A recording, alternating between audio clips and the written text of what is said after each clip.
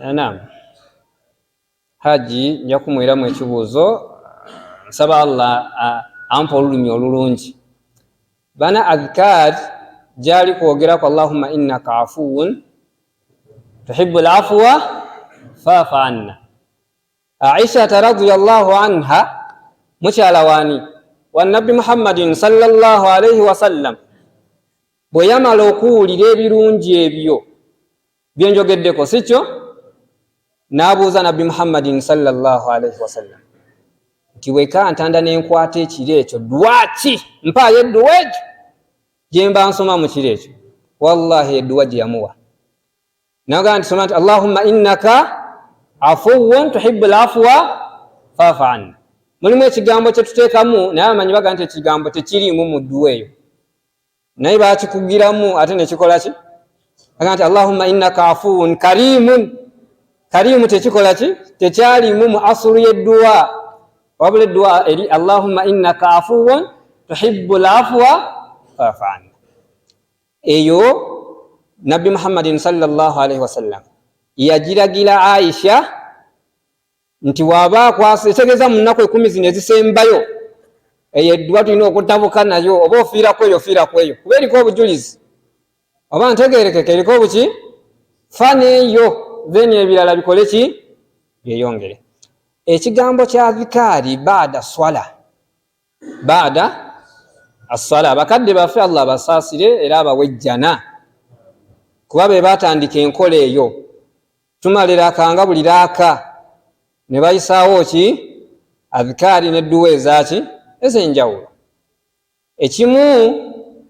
Ezimu nga ntuufu mu njatula ezimu zaalingamuuko obuzibu muki naye tugamba afa Allahu amma salaf yaye Allah ebyasoba akole ki naye omulimu gwe bakolanga gwali muki kuba ffe essaawa eno tetugukola ki tetugusobola naye nga adhikari ezo obujulizi bwazo si bulambike buki doza nkiyite eyo nsobole okikola ki si bulambike buki bulungi.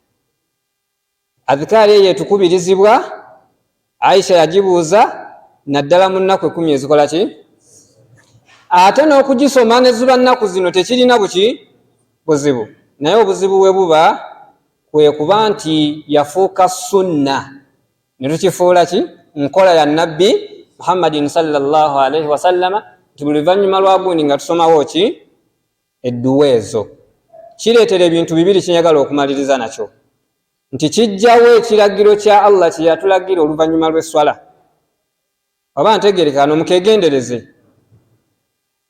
Allah subhanahu wa ta'ala oluvannyuma lw'esswala yatulagira kola ki istighfar oba ntegerekeka.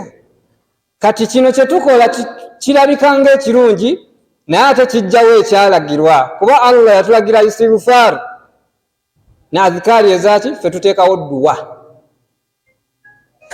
Nabbi atuyigiza nti byagala okusaba byonna osobola obisabira mu attahiyatu si bwe kiri naye swala kasiteggwa zibaki adhikari ate ezaalambikibwa obuki naye oluusi tezisomebwa ate ffe ne tuggulawo omulyango gwa dduwa zaffe endala ne kitta abasiraamu bano obudde bwe baalikozesezza okukola adhikari ezaalaalikibwa era ezaasomesebwa ne Nabbi Muhammadin sallallahu alayhi wa sallama wa barakallahu fik. Ne yanziza